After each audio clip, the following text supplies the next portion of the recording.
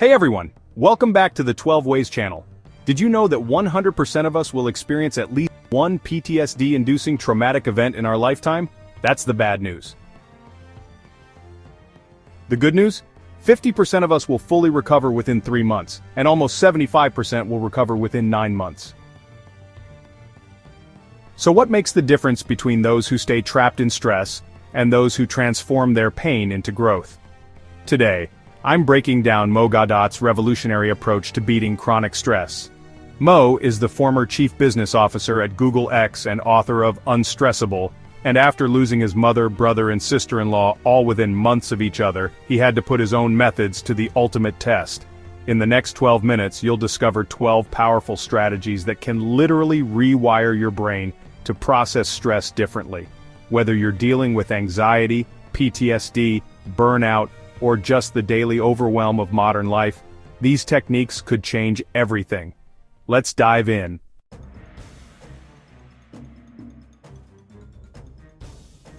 Before we get to the strategies, let's understand what stress really is. According to Mo Gawdat, stress isn't just about what happens to you. It's about how you respond to what happens. He uses a simple physics equation to explain this. Stress equals force divided by area. In human terms, this translates to stress equals external challenges divided by your resources. Think about it. The same challenge that completely overwhelmed you at 20 might barely register at 40. Why? Because you've expanded your resources, your skills, experience, connections, and wisdom. This is crucial because it means stress isn't inevitable. The stressor might be outside your control, but your response and resources are within your control. Mo identifies 4 sources of stress using the acronym TONN for trauma, which are major stressors from outside, like losing a loved one or accidents. O for obsession, referring to major stressors from inside, like negative beliefs you obsess over. N for noise, which are minor internal stressors like self-criticism and negative self-talk.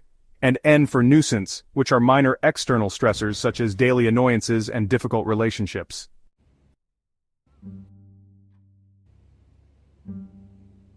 And there are 3 main ways we break under stress. 1. Trauma, a massive stressor in a short period. 2. Burnout, many small stressors over time. And 3. Anticipation of threats, creating tigers in our mind.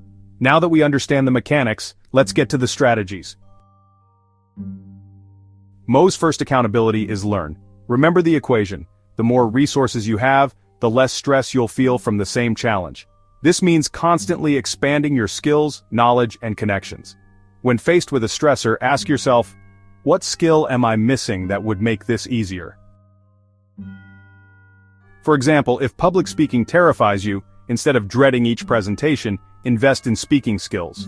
The stressor remains the same, but your ability to handle it transforms. As Mo says, don't assume stress has to happen, assume that if you learn the right skills, you can take the stress away.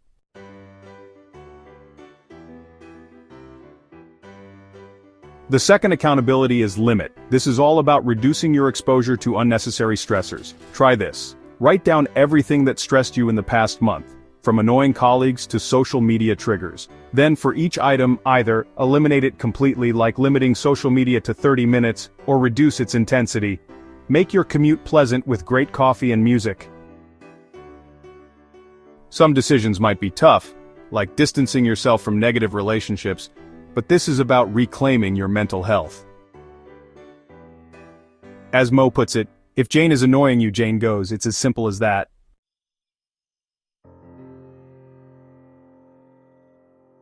Mo discovered that stress manifests in 4 distinct ways. Mental stress, like racing thoughts at 3 a.m., emotional stress, those feelings we bottle up, physical stress such as body aches and pains, and spiritual stress, feelings of emptiness or purposelessness. Each speaks a different language and requires a different response. Your third accountability is to listen to how stress is showing up in your body and mind. Recognizing which modality you're experiencing is half the battle. You wouldn't treat a headache with relationship advice, right? Same principle. For mental stress, remember this harsh truth from Mo. Your brain has never ever even once in your life told you the complete truth. Your brain tells you what it thinks is true, filtered through biases, blind spots, and past traumas.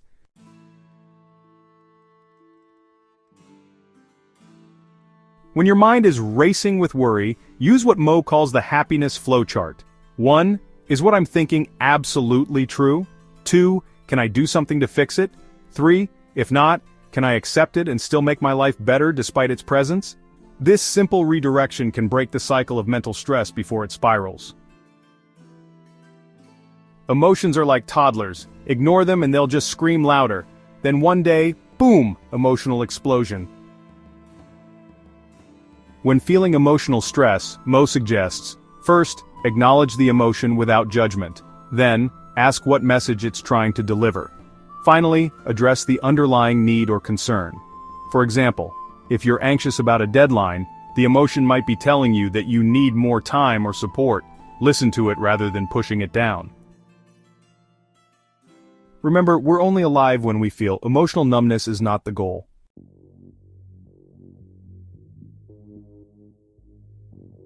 Physical stress manifests as aches, pains, and illness. We often normalize these as just part of being busy. Mo admits he did this for years until reading his co-author Alice's chapter on physical stress. Every single symptom, every single behavior was within me.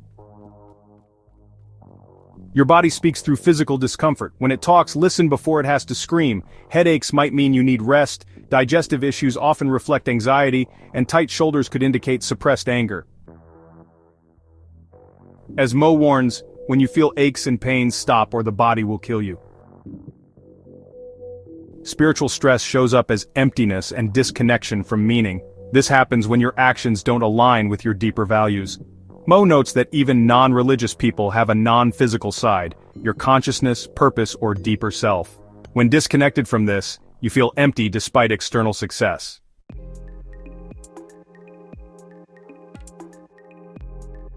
Our purpose in life is not to become rich. Becoming rich is the method to realize our purpose in life. Ask yourself, what activities make me lose track of time? These flow states often point to your deeper purpose and can guide you back to spiritual alignment. Here's something fascinating. Fear and anxiety are completely different emotions that require different responses. Fear is about a known threat. Anxiety is about doubting your ability to handle a possible threat.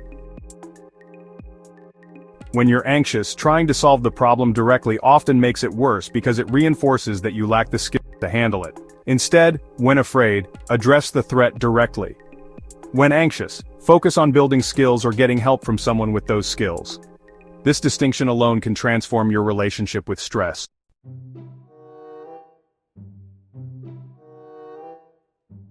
Mo explains that stress hormones like cortisol are naturally flushed from your system after about 30 seconds.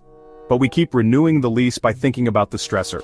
If you've been stressed for the last 30 days, you need to start asking yourself how many times you've renewed the lease.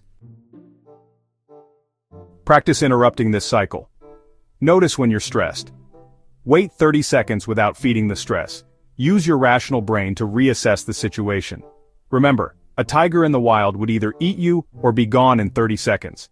Don't keep creating mental tigers.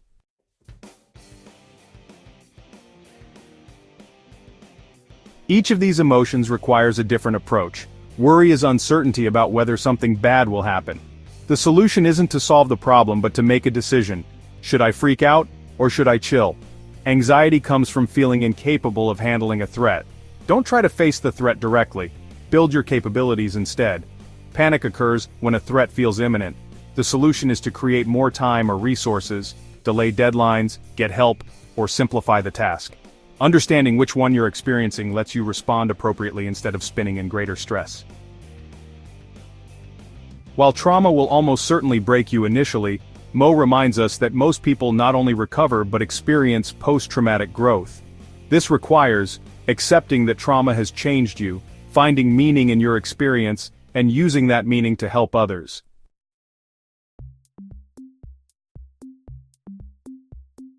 As Mo demonstrated after losing his son Ali, profound loss can become the catalyst for transformation when channeled into purpose. In an interesting way, trauma is not the reason for the pandemic of stress that we have in our lives today. It's how we process and integrate it that matters. Finally, make Mo's 3 accountabilities a daily practice. Learn, expand your resources and skills, limit, reduce unnecessary stressors, listen, Pay attention to how stress manifests. These simple principles, practiced consistently, can transform your relationship with stress forever. Let's bring it all together. What Mo Gawdat teaches us is revolutionary yet simple.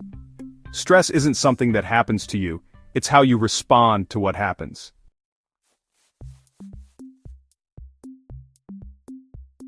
Even after losing 3 close family members in a single year, Mo says, "My heart was very badly scarred and sometimes I feel depleted, but I'm not stressed." This isn't about toxic positivity or denying pain. It's about understanding the mechanics of stress and working with your brain instead of against it. The most powerful insight: this is all within your control. As Mo says, it's not the events of your life that stress you, it's the way you deal with them. Start with just one of these strategies today. Notice how your mind tries to renew the lease on stress. Expand your resources in one small area. Eliminate one unnecessary stressor.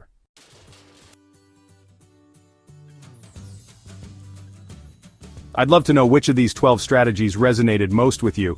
Drop a comment below with the number and share how you plan to implement it. And if you found this valuable, please hit that like button, subscribe for more content on optimizing your mental health, and share this with someone who might be struggling with stress.